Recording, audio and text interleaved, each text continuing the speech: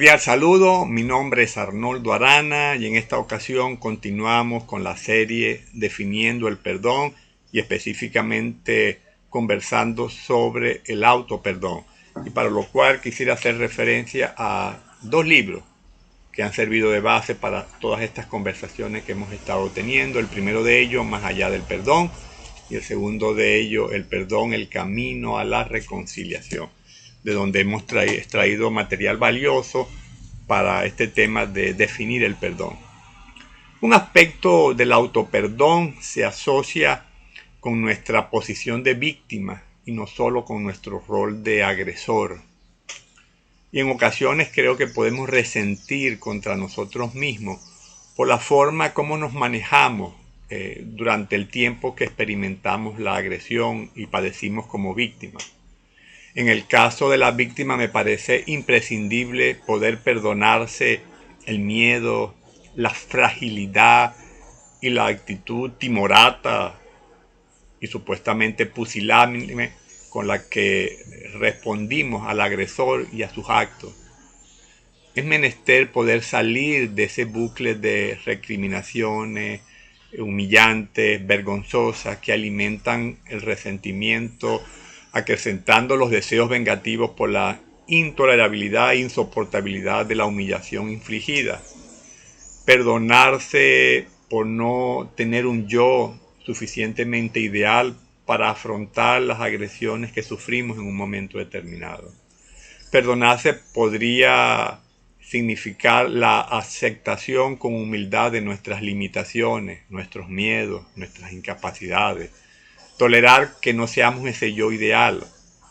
Otras veces implica la admisión de unas briznas de culpabilidad en la agresión sufrida, porque a lo mejor no somos inocentes totalmente de los hechos que ocurrieron, sea cual sea la medida de nuestra participación o responsabilidad.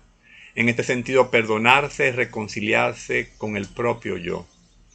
Necesitamos entender, por otra parte, que cuando sufrimos como víctimas, sobre todo ante grandes agravios y ofensas de alto calibre, que la agresión puede poner en evidencia la imposibilidad de defendernos en algún momento por sentirnos atemorizados o bloqueados por el miedo.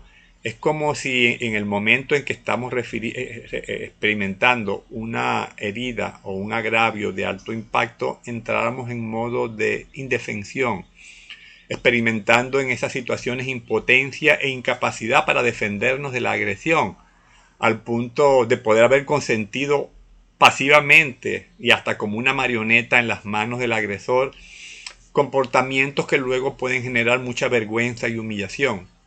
Y es que la agresión pone en evidencia nuestra vulnerabilidad y nuestra fragilidad como víctimas y el temor que nos paraliza. Y eso se complica más cuando no solo sufrimos agresión nosotros, sino también cuando algún miembro de nuestra familia o un tercero ha sufrido también esa agresión y no habiendo nosotros podido hacer nada para evitarlo. Entonces, junto con el intenso dolor por la ofensa, el agravio y la herida recibida, se desencadenan sentimientos de humillación, de vergüenza, de culpabilidad, que se hacen intolerantes e insoportables. Y esto puede conducir a la autoflagelación de nuestro superyo herido. La otra consideración es que tanto en el caso de ser ofensor, que necesita autoperdonarse, como de la víctima que se culpa por la forma como se comportó ante su agresor, la culpa traducida en autorreproche, vergüenza y autoflagelación puede llevar a la persona a sumergirse en una sucesión de conductas autodestructivas, especie de accidentes, descuido, exposiciones ante situaciones indeseables, pérdidas, procurando de esa forma una redención o perdón que nunca se otorga, dada su tendencia a autocastigarse y autoflagelarse. En algunos casos, el no perdonarse a sí mismo puede traducirse no solo en agresión hacia uno mismo, sino también en agresión a otro, en no tomar medidas para ayudarse a sí mismo y a otro. Para autoperdonarnos necesitamos ser compasivos y tolerantes con nosotros mismos. Y esto no es autoindulgencia ni autojustificarse, pues es necesario experimentar la culpa, reconocer los errores, arrepentirse y disponerse a realizar los cambios de conducta necesarios y disponerse en la medida que se pueda a reparar los daños causados, pero entendiendo que muchas veces nos vimos inmersos en una situación que no pudimos evitar, que en ese momento no contábamos con los recursos de afrontamiento, que en ese momento no reaccionamos de la mejor manera en nuestra autodefensa, y eso también es importante, autoperdonarse. Concluimos diciendo que el autoperdonarse asume la determinación de no permitir que el pasado controle nuestro futuro, afirmando que lo que hizo no nos define como persona, sino nuestro comportamiento en un momento determinado.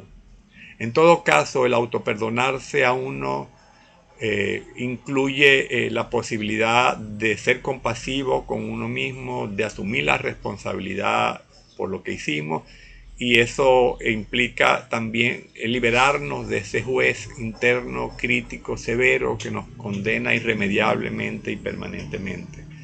Al perdonarse uno se libera de la vergüenza, incapacidad y falta de confianza en uno mismo y puede dedicarse entonces a corregir aquellas acciones que le generan culpa y así aprender a perdonarse a sí mismo para poder uno experimentar sanidad. Hasta el próximo.